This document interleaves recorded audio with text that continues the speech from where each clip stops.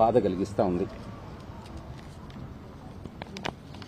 నిరాధారమైనటువంటి నిందారోపణలు, శాపనార్థాలతో వారిని అందరినీ కూడా పురికొల్పుతున్నటువంటి టీడీపీ నాయకత్వానికి ఓటమి తప్పదు అన్నటువంటి విషయం చాలా స్పష్టంగా తెలుసు.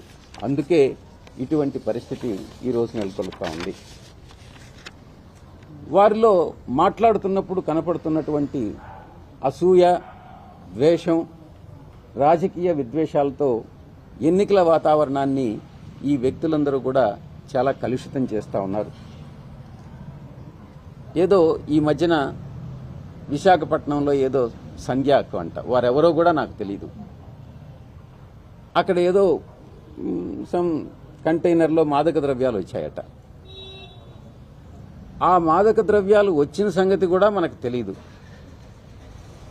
ఆ తర్వాత వైఎస్ఆర్ కాంగ్రెస్ పార్టీ మీద, మా నాయకుల మీద, నాపైన, మా నాయకుడి పైన నిందారోపణలు మోపిన తర్వాత ఈ సంగతి ఏంది అని కానీ ఎంక్వైరీ చేస్తే అప్పుడు తెలిసింది.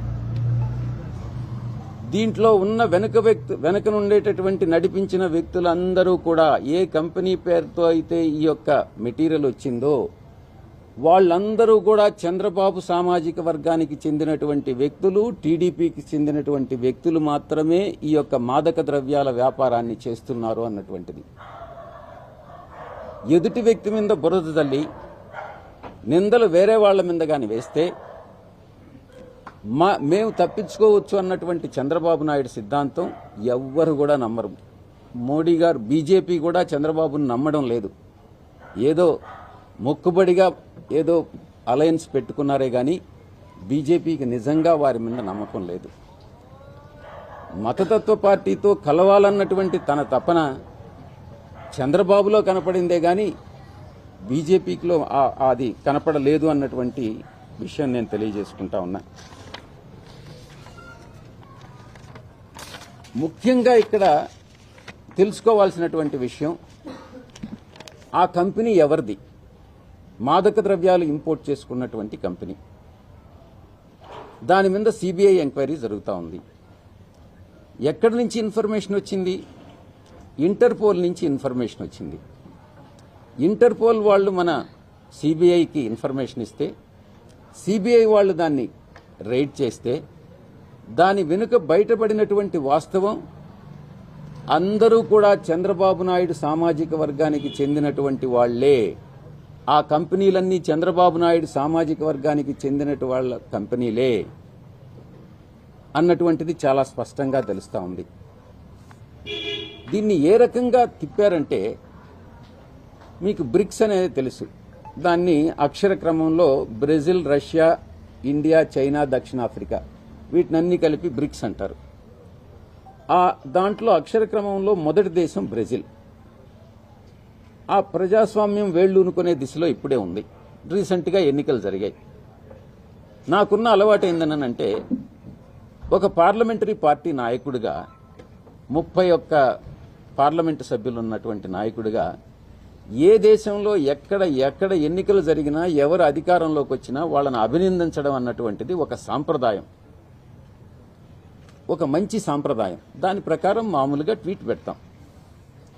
దాన్ని కూడా బ్రెజిల్ అధ్యక్షుడికి ట్వీట్ పెట్టాను కాబట్టి ఈ మాదక ద్రవ్యాలతో సంబంధం ఉందన్నటువంటిది చంద్రబాబు నాయుడు చేసేటటువంటి ఆరోపణ చంద్రబాబు నాయుడు దిగజారుడుతనానికి నిదర్శనం.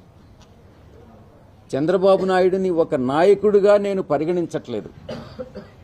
14 సంవత్సరాలు ముఖ్యమంత్రిగా పనిచేసినటువంటి చంద్రబాబు నాయుడు చేయాల్సినటువంటి విమర్శన ఇది. ఆయన కింద పనిచేసేటటువంటి అతనెవడో లావుగా ఉంటాడు ఒక వ్యక్తి, పట్టాభినో చట్టాభినో ఎవడో అతను ఈ ఇక్కడ ఆనం నోటికొచ్చినట్టు మాట్లాడుతూ ఉంటాడు. అసత్య రమణారెడ్డి అని ఒకడు ఉంటాడు ఆనం. ఇటువంటి వాళ్ళ చేత ఇటువంటి నిందారోపణలన్నీ చేయించడం, తను చేసిన తప్పులన్నింటినీ ఇంకా మిగతా వాళ్ళ మీద వేయడం, ఇది ఒక అలవాటుగా చంద్రబాబు నాయుడికి మారిందనని నేను చెప్తా ఉన్నా. లాటిన్ అమెరికా దేశాల్లో 21 కోట్లకు పైగా జనాభా ఉన్నటువంటి అతి పెద్ద దేశం బ్రెజిల్తో ఇండియాకి సత్సంబంధాలున్నాయి, లావాదేవీలున్నాయి.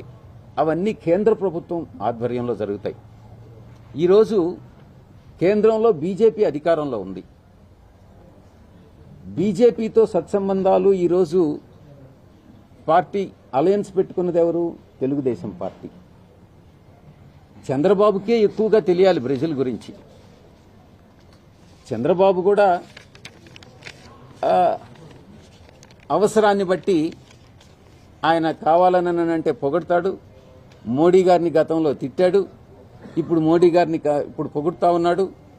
అవసరాన్ని బట్టి ఊసర వెళ్లి రంగులు మార్చేటటువంటి తత్వం చంద్రబాబు నాయుడుది.